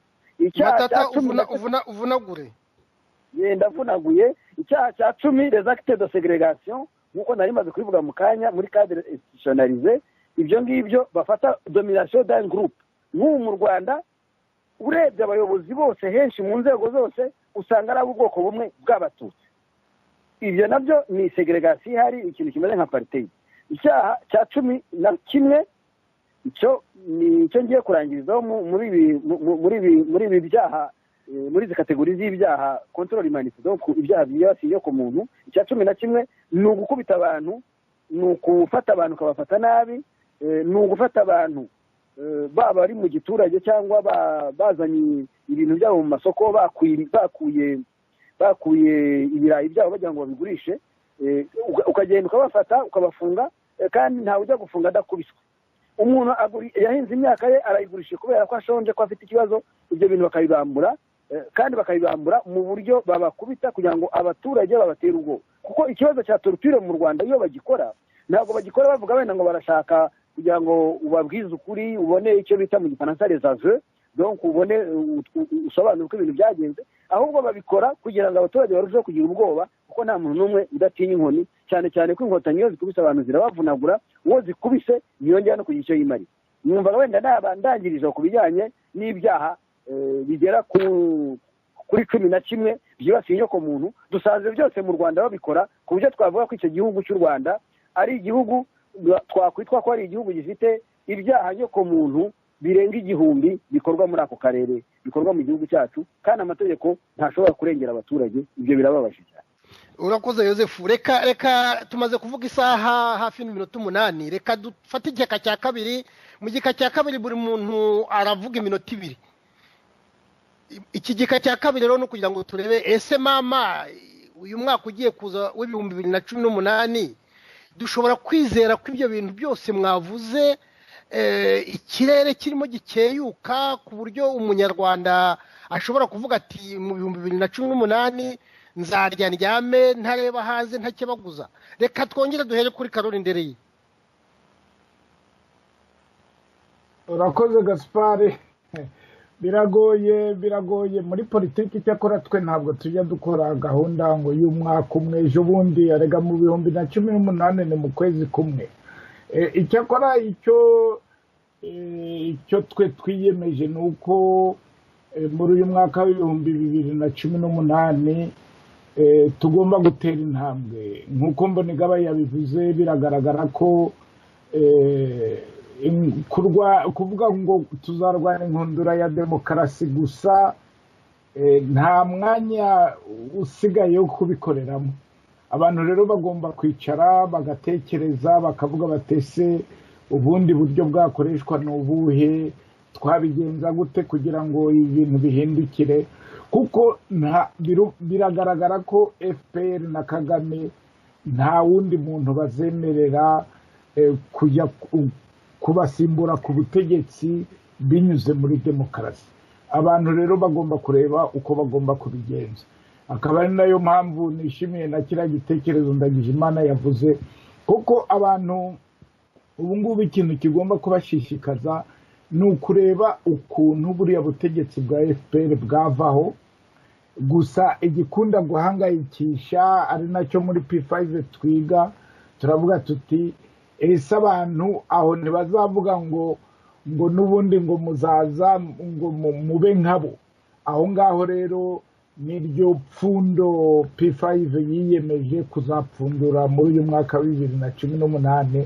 Ni gute P5 yakwemeza abanyarwanda ko izaza igasimbura FPR kandi ntikore nk'ibyo yakoze, ahubwo igaha abanyarwanda urubuga rwo kwishyira bakizana muri demokarasi.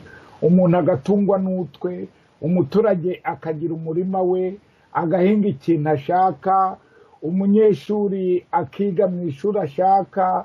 Biriya matata yavugaga byo kuvuga ngo abana b'abakire cyangwa aba FPR nibo bazarengerwa gusa bikavaho.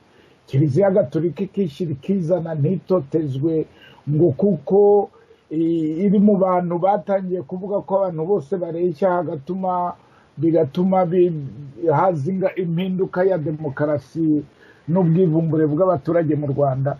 Ibyo byose rero nibyo muri P5 yemeje gukora muri uyu mwaka w'ibihumbi 2018, tubifatanyijemo na sosiyete sivile, tukareba uruhare sosiyete sivile yagira n'abapolitisiye bagira kugira ngo impinduka yihutishwe mu Rwanda. Urakoze Karoli. Ndagijimana nawe rwose wavunagura mu minota 2. Mu 2018 sosiyete sivile ifite bikorwa ki, amizero afite y'u Rwanda rwiza rw'ejo hazaza ni? Ibizaza ejo nyine ni ibyeje, ariko ndagira ngo isubire mu byo muvandimwe Karoli avuze. Ni imwe mu ntego dufite muri uyu mwaka ugiye gutangira, gukomeza kuba bahuza no gufatanya n'abantu bose bifuza ko mu Rwanda haza demokarasi nyayo. Iyo ni dosiye ikomeye cyane dushaka guteza imbere, kuko nibyo bizaduha n'ingufu zatuma nyine ingoma y'igisuti uko Ismail yabivuze iva mu nzira, hakaza abantu bakunda abaturage kandi bakoresha uburyo bwa demokarasi.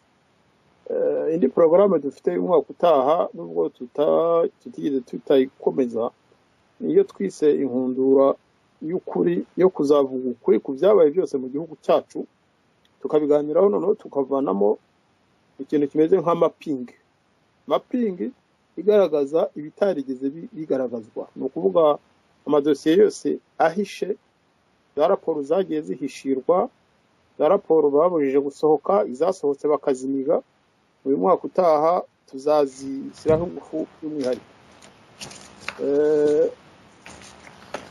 kugira ngo ibyo bijyana no gushyira igitutu kuri leta y'u Rwanda nyine kugira ngo urwego rwa politike rufunguke biriya bita political space kuko nanone Ismail yabivuze gukora politike tudafite political space tudafite urubuga rwa politike ntibishoboka muri kiriya gihugu ubwo rero icyo tugomba gukora ni ugufungura imiryango uko twayifungura kose twayifungura mu mahoro twayifungura ari uko tubanje kugigiza n'abariya nabyo bigakorwa nanone hari Matata yabivuze mu kanya dufite inshingano umwaka utaha kuzarwanya ikintu twise ivanguramoko naryo rikorwa mu buryo bw'ibinyoma ariko rihari rikomeye cyane uvuga ngo nta moko abaho ariko wajya kwitegereza mu buyobozi bw'igihugu ugasanga harakoresha ubwoko gusa nabwo kandi ntabwo ari ubwoko bukoreshwa hakoresha utuntu tw'udutsiko tw'indobanure zifite icyo zihuriyeho zikitwaza ubwoko bw'abatutsi iyo bibaye ngombwa ariko ntabwo zihagarariye abatutsi kuko nabo zirabahonyora icyo kintu nacyo turashaka kuzagishyira hanze tukige neza tugisesengure kugira ngo abanyarwanda n'amahanga bamenye ko kuvuga ko ubwoko buriho atari icyaha kandi ko ubwoko atari cyo ikibazo ni ukuntu bukoreshwa ikibazo ni ukuntu ahubwo abantu bakomoka mu moko adahuye bashobora kubana mu gihugu cyacu bakiyunga bagafatanya kukizamura haba muri politike haba no mu byerekeye umutungo ikindi tuzashyiraho tuzakora by'umwihariko ni ukudevelopa ibyerekeye itangazamakuru sosiyete sivile ifite umushinga wo kuzashyiraho itangazamakuru ridasanzwe kandi tukabikorana nanone n'abasanzwe barabizobereyemo abatangazamakuru abajournaliste n'amashyaka ya politike twese hamwe tugafatanya kugira ngo ibyo twungutse mu makuru tujye tubikwirakwiza hamwe atari ukuvuga ngo byasohowe na kiriya kinyamateka gusa cyangwa kiriya kinyamakuru cyasohorwa na kimwe twese tukagitangaza tukagihuriraho hari uburyo twize byatuma dutera imbere hari n'andi madosiye menshi ntawakwirwa yagarukaho ariko cyane cyane nayo ngayo kurwanya ivanguramoko kurwanya ikinyoma Matata yarabitangiye gushyiraho urwunge nk'uko twabitangiye hagati ya sosiyete sivile n'amashyaka no gukomeza guharanira ko twafunguza burundu espace politique urakoze Ndagijimana reka Primitiva nawe ngira ngo wavuze ingorane ziri mu burezi uvuga ingorane z'urubyiruko abana b'abakobwa baterwa amada kubera ubukene ese urabona hari izuba rishya rizava mu mwaka utaha urakoze kuvuga ngo ndabona hari izuba rishya ntabwo navuga ngo nta cyizere mfite kuko iyo umuntu akiriho ushobora kwizera nkaba nizera yuko mbese ari nacyo nifuriza cyane cyane urubyiruko rwo mu Rwanda yuko bazajya barangiza kwiga bizeye yuko bazashobora kubona akazi kandi bahora babivuga ariko ibyo ngibyo kugira ngo bigerweho nuko leta niyo igomba kubaha icyizere igashyira mu genamigambi yayo ibintu bijyanye n'ibibazo birebana n'urubyiruko kandi mu genamigambi ya leta igashyira cyane cyane imbere ikintu gishakira urubyiruko akazi kuko kurangiza ntubona akazi nicyo ni ikintu gikomeye cyane kandi ni ikintu giteye agahinda kuko urubyiruko rwinshi rwo mu Rwanda bagera kuri miliyoni zingahe n'abashomeri kandi ntabwo bashobora gukomeza kuzaba abashomeri kuriya ikindi cyizere nagira ni uko urubyiruko rugomba kumenya ko rugomba guharanira uburenganzira bwarwo ntibagumye kururerega no kubabeshya ngo bige ibintu nibarangiza babure icyo bakora ikindi icyizere mfite ni uko bariya abantu barenganywa bose nk'uko nabivuze bashobora gutinyuka Madamu Victoire Ingabire amaze kugera mu Rwanda mu mwaka wa 2010 yavuze ati naratinyutse kandi n'abanyarwanda twese tugomba gutinyuka n'abariya rero mu Rwanda bagomba gutinyuka bakagerageza guharanira bakamenya yuko uburenganzira buri muntu wese abuharanira ko nta muntu uzaza kukubwira ati nguhaye uburenganzira bwawe utagiye kubusaba utabuvuganiye. Bagomba rero gutinyuka abanyarwanda aho bari hose bakivuganira kandi bakamenya yuko uburenganzira batabuharanira ntabwo bazabona. Nicyo cyizere mfite kandi nkaba nizeye yuko urubyiruko rufite mu mutwe hafunguye kandi ko biriya byose baramuka babitekereje bashobora kuzabigeraho, ntibazagumye gukubitwa nk'uko Matata yabivugaga, n'abaturage ntibazagumwe kwamburwa amasambu yabo ngo basigare bahagaze nk'igiti cyangwa inyoni itagira n'aho ishyira icyare cyayo. Akaba aricyo cyizere mfite. Urakoze. Reka tugaruke kuri Matata wavuze ziriya ngingo 11 z'ibyaha by'inkomoko bihonyora uburenganzira bw'ikiremwamuntu, werekanye ko mu Rwanda bihari. Ese umwaka utaha urumva Matata biriya bintu bishobora guhagarara? Hagomba iki kugira ngo bihagarare? Mu magambo make ariko iminota 2 natanze gusa. umwaka utaha bizarushaho kuba nabi kubera ko ubukene n'igihombo leta ifite kandi mu buswa bwayo itashobora kwisobanurira. Maze kuvuga yuko kuba abazunguzayi benshi baravuye mu mujyi wa Kigali bimaze guteza igihombo abakodeshaga amazu mu mujyi wa Kigali, bigatuma mbese ubukungu buhungabana mu mujyi wa Kigali kugera no ku mabisi yabo yaba Kagame yirukanye amatagisi asanzwe mu Rwanda. Mu mwaka utaha ubukungu buzarushaho kugenda nabi. Abo bazunguzayi n'abasigayemo nabo bazaba wenda bamaze kwiheba cyangwa baravuyemo cyangwa barishwe n'inzara cyangwa barafungiwe mu bigo. Ni nacyo kintu kinakomeye. Ejo bundi nabonye madamu Mukabaramba Alivera arimo kuvuga yuko ngo bagiye kongera ibigo ngo byo gufungiramo inzererezi. Ni ukuvuga ko mu Rwanda inzererezi ni iki? Ni undi muntu wakeneshejwe cyangwa wambuye ibye cyangwa wahindutse umusanzaburi, donc wahindutse umuntu utagira aho atuye kubera kumwambura imitungo ye, kumurabuza bakamubuza uburyo. Abo nibo bitwa inzererezi cyangwa abana babakomokaho. Bavuze rero ko ibigo by'inzererezi bazabyubaka, hari icyo bazongeraho gishyashya, ariko n'ibisanzwe ngo bazabyagura. Mwabonye nahoze numva kare yuko ikigo cya polisi Gishari barimo kucyongera. Niyo barimo kongera ikigo cya polisi ni ukugira ngo barusheho kongera abapolisi mu gihugu, noneho barushaho gukanda uburenganzira bw'ikiremwamuntu ko abapolisi bose ntabwo ari abo guharanira amahoro, kubera ko abantu baranyirizwa, abantu baricwa buri munsi. Abo bapolisi bo mu gihugu nta kamaro k'umutekano bafite, ahubwo nibo bashinzwe kuwica no kujya gutoratora no gushombashomba abaturage mu kubatesha umutwe, mu kubahondagura, mu kubavunagura. Ibyo bintu twavuze by'iyicarubozo bya torture ko byahindutse mode de gouvernement, ko aribwo buryo bw'ubutegetsi bakoresha bwo gutera iterabwoba mu gihugu. Ibyo biziyongera kurushaho, ibyo gukenesha abaturage nabyo biziyongera kurushaho, kuko biragaragara neza ko abapolisi nibaba benshi abo b'inzererezi bakajya gufungwa bagafungirwa muri ibyo bigo bya gisirikare. Ni ukuvuga ko abo baturage bazafungiye mu bigo bya gisirikare bazajya bahinduka babacakara twahoze tuvuga. Abo nabyo bizarushaho kwiyongera, abaturage bazarushaho kwamburwa uburenganzira bwabo, barushaho guhohoterwa no gufungirwa muri ibyo bigo nyine ngo by'abantu b'inzererezi, kuko bashobora kugushyiramo wenda wari umugiye no ku kazi cyangwa umwana agiye kwiga bakamuhindura inzererezi bakajya guhambaho. Ntibirumvikana ko abo bantu nibamara kugera muri ibyo bigo bashobora kuba bajyanwa muri Kongo kujya gucukura. Numvise ko muri Kongo ngo batangiye kuhabona ngo ibintu by'imidugudu, ibintu bya village ngo bituwe n'abanyarwanda bafite abapolisi babo, bimeze mbese nk'ibintu bya colonisation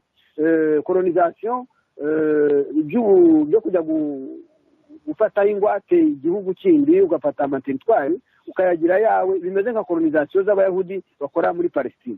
Ibyo nabyo birimo kuvugwa n'abanyekongo, nahoze mbibona kuntu. Ni ukuvuga ko u Rwanda aho kugira ngo rutange amahoro mu bihugu duturanye, ruzakomeza rubishotore, ruzakomeza rwanduranye, ku buryo abanyarwanda ntabwo mbona ko hari amahoro bafite hano.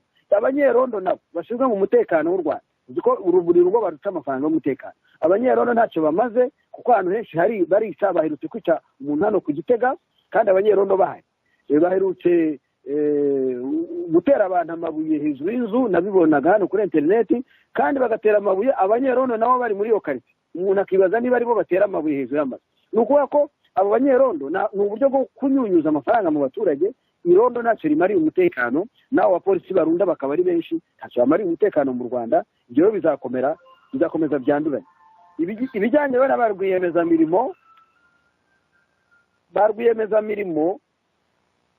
rwiyemezamirimo bambura abantu, nabo nagira ngo nibutse ko ari abantu b'abakozi ba FPR. navuga ko ari nk'abasutereta cyangwa se navuga ko ari abakarasi b'ubutegetsi bwa Kagame, kuko umuryango wa FPR ukora nk'amafi. Mafiya rero uko irushaho gusonza, uko abaturage barushaho gukamuka bakabakamuramo imitsi bakabakamuramo utwo bafite twose tubashira, ni ukuvuga ko FPR izarushaho gukaza ivisi, izongera ikaza umurego mu kuyunyuza imitsi abaturage. Ni ukuvuga ko abanyarwanda bazagira ingorane. Aba barwiyemezamirimo igituma bambura abantu ntibakurikiranwe ni uko baba bakorera FPR kandi irambura. Murabona abubatse convention center barambuwe, murabona abaturage bose bajya kwishyuza hirya no hino kuri za district. Ni ukuvuga rero kuko bizagenda kose kwambura abaturage, kubakamuramo umuco, kubambura ibyabo, kujya gukubita abaturage kubera ko bagurisha imyaka yabo cyangwa basaruye bakarya, ibyo biziyongera ku buryo ihohoterwa ry'ikiremwa muntu mu mwaka wa 2018 rizarushaho gukomera, rizarushaho kumara abantu. Ni ukuvuga ko abanyarwanda nta mizero n'amake bafite ku mwaka utaha ingo izagabanuka. Numva nabandekera. Mbese abanyarwanda bakenyere bakomeze bagiye gukubitika neza cyane. Maze rero Ismael no usigaye ndagusabye rwose wakubahiriza iriya minota 2. Urakoze Gaspard. Ibibazo nako ibisubizo ku bibazo by'u Rwanda ntago ari ikintu tugomba gutegereza vuba hangaha. Gusa icyo navuga nuko abavuga ko bakora politiki muri opposition baracyaducanga. Bahari ubwo nigeze kuvuga ko badukiniraho rusimbi. Baba abari mu butegetsi Kigali, baba n'abavuga ko bakora politiki muri opposition, abo bose usanga basa n'abadukiniraho rusimbi. Usanga mbese uburyo politiki ifatwa mu Rwanda ni amacenga yo gufata ubutegetsi, ubundi gafatwa nk'amacenga yo gukeza ubutegetsi, umuntu yishakira amaramuko. Dufata urugero buri abantu nk'abari ba Evode, ba Mporiki, ba John Rukumbura, uriya Olivier Nduhungire ndetse na Kagame ubwe, bari ntago bagomba gufatwa nk'abanyapolitiki. Ibyo bintu abantu bagomba kubyumva. Politiki ni ikindi, ntago ari amacenga. Twabyita wenda za strategy, ariko bwabyo ntago ari politiki. Amaco y'inda y'aba politiki gute? Kwica abantu byaba politiki gute? Politiki bigomba kubonerwa iyindi nshoza. Ngira ngo Jean Marie hari aho yabivuze na muzehe ndereyehe ko abantu bagomba kuzicara bagatekereza bundi bushya ikintu gikwiye gukorwa. Ngiye mu minsi ishize nabivuzeho ngaruka ku mateka ashushanya politiki nyarwanda. Usanga ari politiki y'urwango, kwicana, kwihorera cyangwa kwigaranzura, ikinyoma na za gatebe gatoki ndungu z'urudashira. Ni nabwo nibazaga ikibazo cy'ukuntu abantu bahinduka aba leader mu gihugu. Mu minsi ishize narakaje abantu ku mpande zombi, mbaza nti kuki bigora abantu kumva ko FPR na FDLR bikoze mu ibumba rimwe, la même matière. Mvuga nti utabibona wakemura ikibazo cy'u Rwanda gute? Ninde ushobora kuduha garanti ko Kagame na FPR bavuyeho twaba dukize ibibazo cyangwa se twaba tubonye état de droit? Hari uwankura inzira ku murima ati état de droit ni inzozi, isi yose iyobowe n'abanyengufu. Ubwo ni citation ndimo gusubira mu magambo ye, ngo isi yose iyobowe n'abanyengufu batsikamiye abanyantege nke, ngo no mu Rwanda nuko bigomba kumera. None se ubwo uwo munyapolitiki mwebwe yabahikiye cyizere? Ikibazo rero nyamukuru numva dufite uyu munsi ni cya pénurie de leader. No kuvuga ngo nta bayobozi abantu bakoresha imitekerereze mu kuyobora dufite. Usanga abantu bahinduka abayobozi cyangwa aba leader mu buryo buteye impungenge. None umuntu akavuga ati ni iki noneho dushobora gutekereza ku bihe bizaza? Ese u Rwanda twifuza ni urumeze rute? Muzehe Karori nawe yigeze kubivugaho, avuga ko mu mpuzamashyaka bakoze ikintu kibenze nk'umushinga, ariko yemera ko hari benshi batabyumva, ngo hari benshi bitanyura, harimo nabo bari kumwe bagiye babivamo. Kagame nawe rero usanga yisekera abakora politiki ati ese abashaka guhindura ibintu bazanyuraye mu kirere se, mu mazi se? Ibyo niho ihurizo riri. Yabisubiyemo ejo bundi muri kongere ya FPR ati cyakora banteye ubwoba n'abari imbere ataba bo hanze bo ni mwibagirwe. Ubwo rero icyo dufite inyota niki muri rusange twese, c'est une paix durable. Et pour cette paix durable, hagomba kuba icyo bita révolution intellectuelle. Munuvuga ngo abantu bakiga amateori yo kureba igihugu bundi bushya, bitari bino abantu birirwamo byo kujya gushaka imyanya n'ibyubahiro cyangwa indonke zitazagera ku buzukuru. Nje nashimishijwe naho Ambassadeur Jean Marie ndetse na Muzendere yaheba bivuzeho bavuga ati hakenewe amasesengura abantu bose bahuriyeho mu nzego zose harimo n'itangazamakuru. Jean Marie yagira ngo yabyise ikintu cy'urwunge, abantu bakagira imyumvire imwe ku kibazo nyamukuru u Rwanda rufite. Ubwo rero nongeye kubashimira Gaspard namwe mwese twari turi kumwe, ubwo nimwongera kuntumira nzagaruka. Murakoze, reka mbashimire. Ndashimira Caroline Ndereye, ndashimira Ambassadeur Jean Marie Vianney Ndagijimana, ndashimira nawe Matata, ndagushimiye Primitive Mukarwego, nawe Ismael ndagushimiye rwose kuba mwabonetse kugira ngo dusesengure 2017 turangije. Nuko turangije Matata avuga ati bizabidubi mu mwaka wa 2018, twizere ko atari ko bizagenda. Murakoze rero, muramuke. Nagira ngo mbwira bumvaga radio Inkingi ko bari kumwe na Musabyimana Gaspard hano muri studio za radio ziri Buruseli mu Bubiligi. Muramuke rero, murakoze. Urakoze cyane. Muramuke, murakoze. Muramuke mwese, bye bye.